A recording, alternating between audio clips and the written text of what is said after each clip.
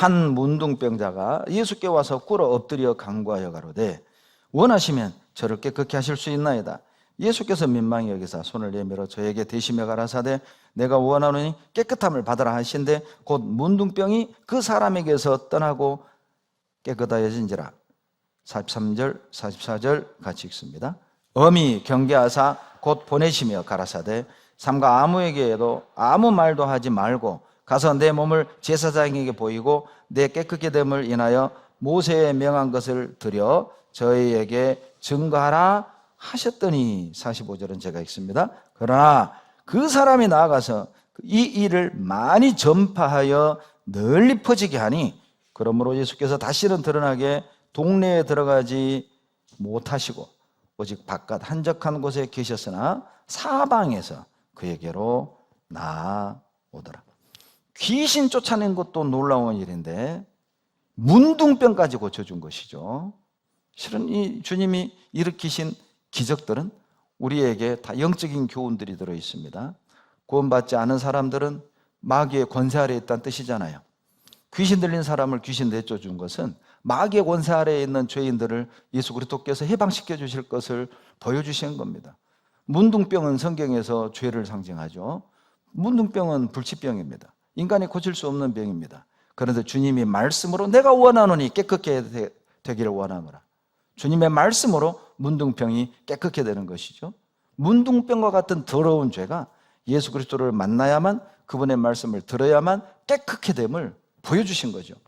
그러니 이 소문은 더 급속도로 퍼져나가기 시작했고 가버나움까지 온 거예요. 중풍병자에게도 들린 겁니다. 중풍병자는 그 소문을 듣고 얼마나 예수님 만나고 싶었을까요? 내 병도 그분 만나면 나을 텐데, 귀신 쫓아내면 냈다면 중풍병 정도, 뭐 문둥병 고쳤다면 내 중풍병 정도, 그건 식은죽 먹기지. 그런데 갈 수 없어요. 중풍병자거든요. 그런데 다행히 가족인지 친구인지는 모르겠지만 네 사람이 온 겁니다. 내가 도와줄게. 우리가 도와줄게. 가자! 침상병을 들고, 침상채 들고 간 겁니다.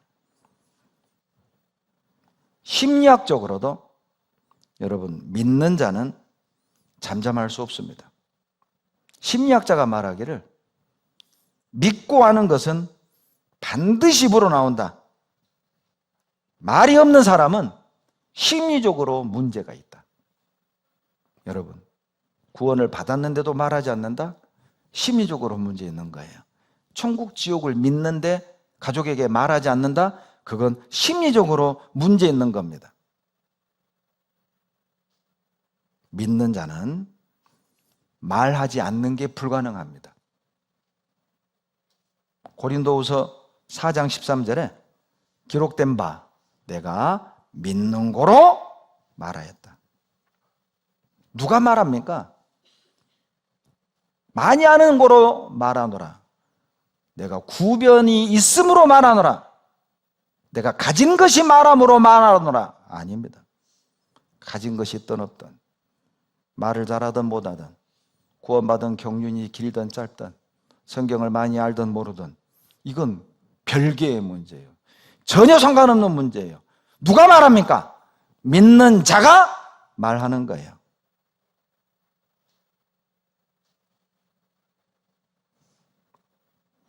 여러분, 무좀을 고친 경험이 있다고 합시다. 죄송합니다. 식전에 계속 더러운 얘기를 하네요. 더러워야 인상에 남거든요. 자, 무좀으로 한 20년 고생했어요. 만약을 써도 안 됐어요. 그런데 이걸 바르고 됐어요. 이걸 바르고 나와버린 거예요. 근데 여러분 가족이, 여러분 직장 동료가 막 무좀으로 발을 긁고 있어요. 괴로워하고 있어요. 자, 무좀을 낳은 경험이 있는 사람은 어때요? 자, 말해요? 입 다물어요? 예, 바로 약장사 모드로 돌아갑니다. 이거 먹어봐, 이거 발라봐, 이거 써봐. 한번 해봐. 속는셈 치고 해봐. 해보라니까. 해보고 말하니까. 해봐. 내가 나왔다니까. 안 나오면 내가 책임질게. 얼마나 강력합니까? 얼마나 확실합니까? 우리 구원받았잖아요. 우리 죄 고쳤잖아요.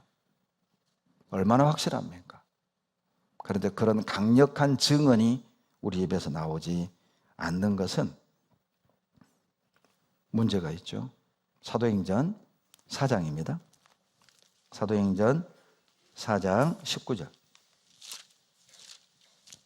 사도행전 4장 19절. 신약 193페이지. 사도행전 4장 19절. 19절, 20절 같이 읽습니다. 베드로와 요한이 대답하여 가로되 하나님 앞에서 너희 말 듣는 것이 하나님 말씀 듣는 것보다 옳은가 판단하라. 우리는 보고 들은 것을 말하지 아니할 수 없다 하니 이것이 진짜와 가짜의 차이입니다.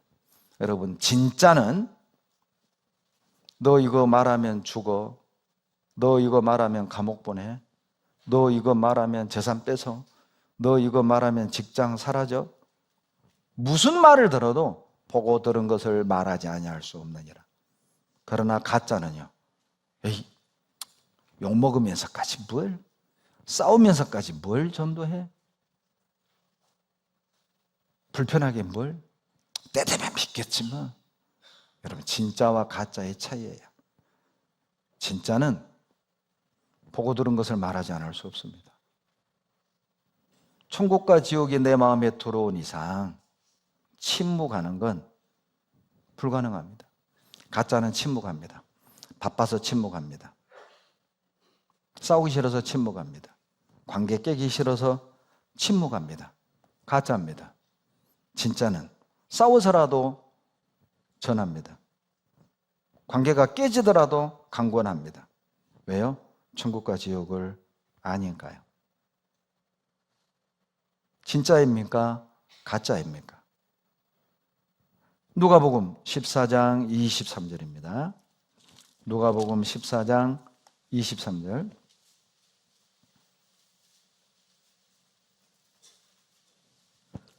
누가복음 14장 23절 같이 읽습니다. 주인이 종에게 이르되 길과 산을 가로 나가서 사람을 강권하여 데려다가 내 집을 채우라. 이것이 진짜라니까요.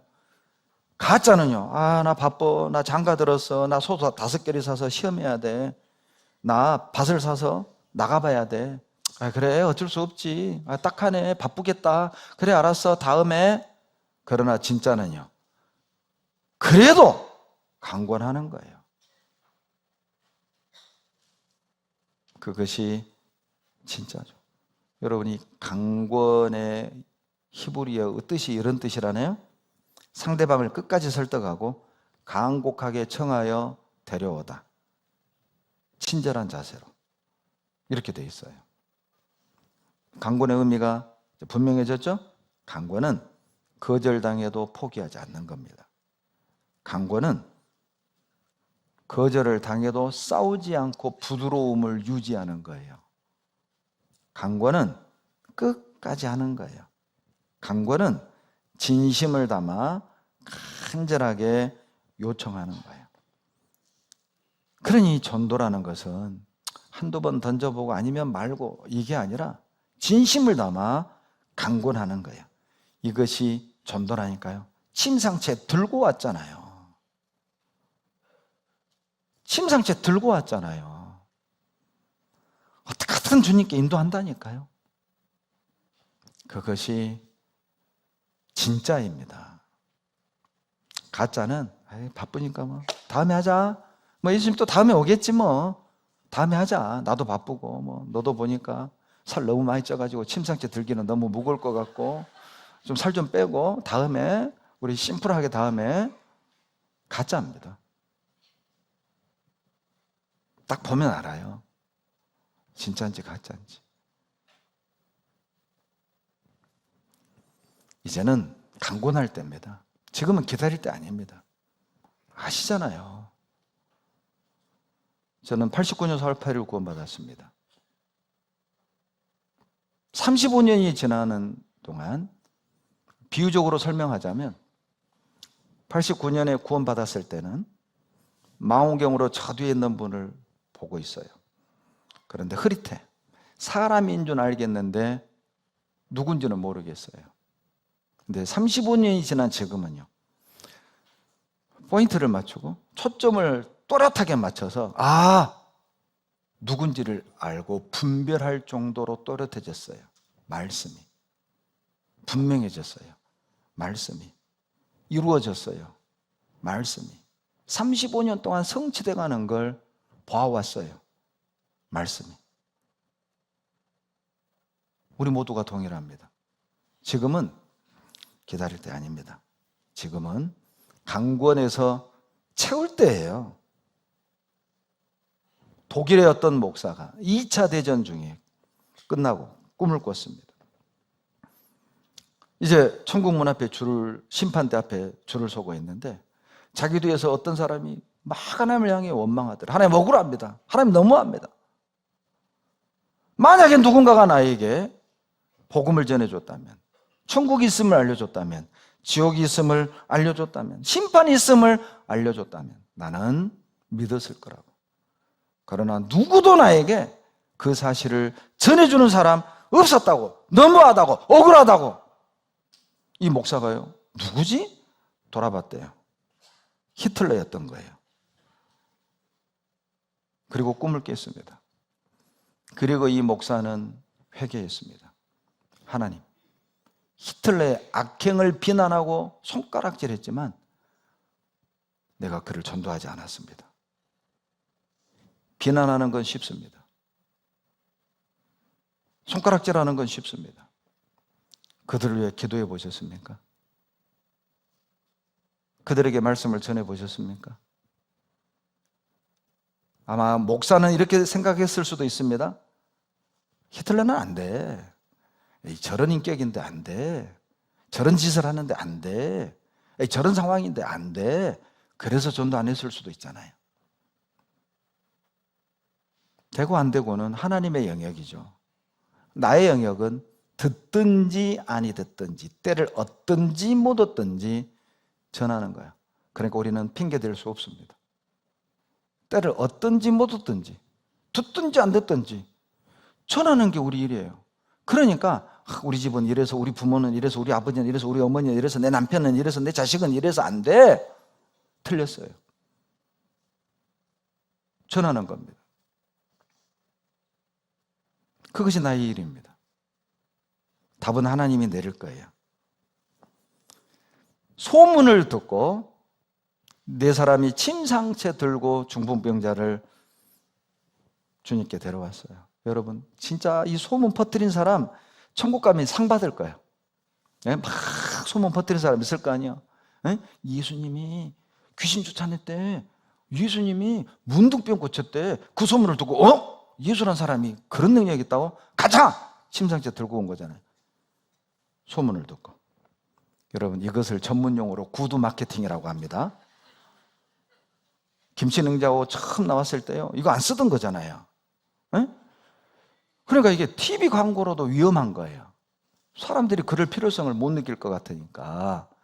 그래서 그 김치 냉장고 회사가 썼던 최초의 마케팅이 구두 마케팅이었어요. 아파트 단지의 분유회장에게 김치 냉장고를 나눠줬어요. 써보라고. 이거 처음 개발된 거 써보라고. 분유회장 말빨을 얼마나 좋습니까? 너무 좋아. 그 말에 퍼지고 김치 냉장고가 대박이 난 거예요. 대박이. 그리고 자동차 회사는요. 자동차 회사에서는 신차 나오면 영업용 택시로 뿌린대요. 또 영업용 택시 기사들이 또 얼마나 또 이게 좋습니까? 물어보지도 않는 걸 막 손님한테 다 얘기해 주잖아요. 국가정보원 다음으로 정보력이 좋은 사람들이 택시 기사입니다. 때로는 CIA를 능가합니다. 그러니까 이게 엄청난 영향력이 있는 것이죠. 전도의 최고 마케팅, 바로 구두 마케팅입니다. 그러니까 식당 가면 SNS에 리뷰를 올리면 선물을 주는 이유죠. 저는 DC에 주는 이유가 그거예요. 그 영향력을 알거든요. 우리는 좋은 소식을 알고 있습니다. 우리는 복음을 알고 있습니다. 우리는 말씀의 능력을 알고 있습니다. 이젠 외쳐야 될 때입니다. 그렇지 않으면 죄예요. 열왕기하 7장 9절입니다. 열왕기하 7장 9절.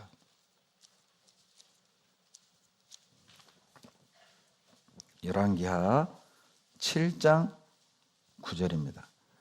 구약 573페이지 열왕기하 7장 9절 같이 읽겠습니다.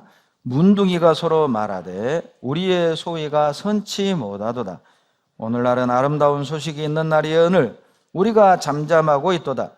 만일 밝은 아침까지 기다리면 벌이 우리에게 미칠지니 이제 떠나 왕궁에 가서 고하자.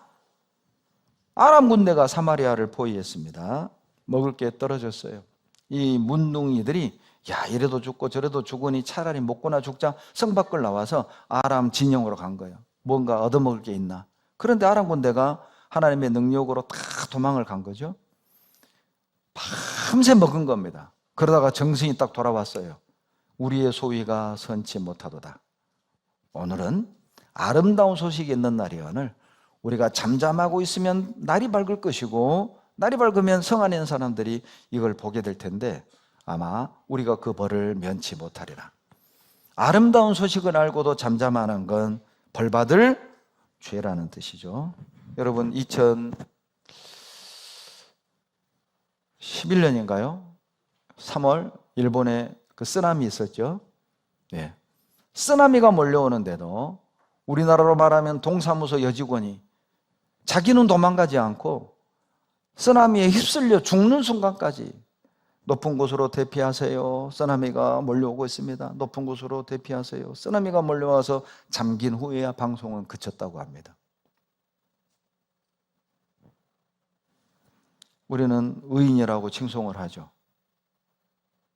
쓰나미가 몰려와 수많은 사람들이 재앙을 만날 상황에서 자기 목숨을 희생하면서 수많은 사람을 살린 그들을 의인이라고 말합니다.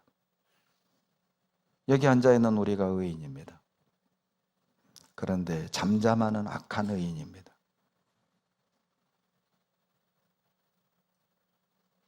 나는 의인입니까? 진짜 의인입니까?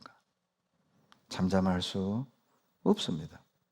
이 일본 아가씨는 직업 정신이 투철했죠. 여러분, 나는 무슨 정신이 있습니까?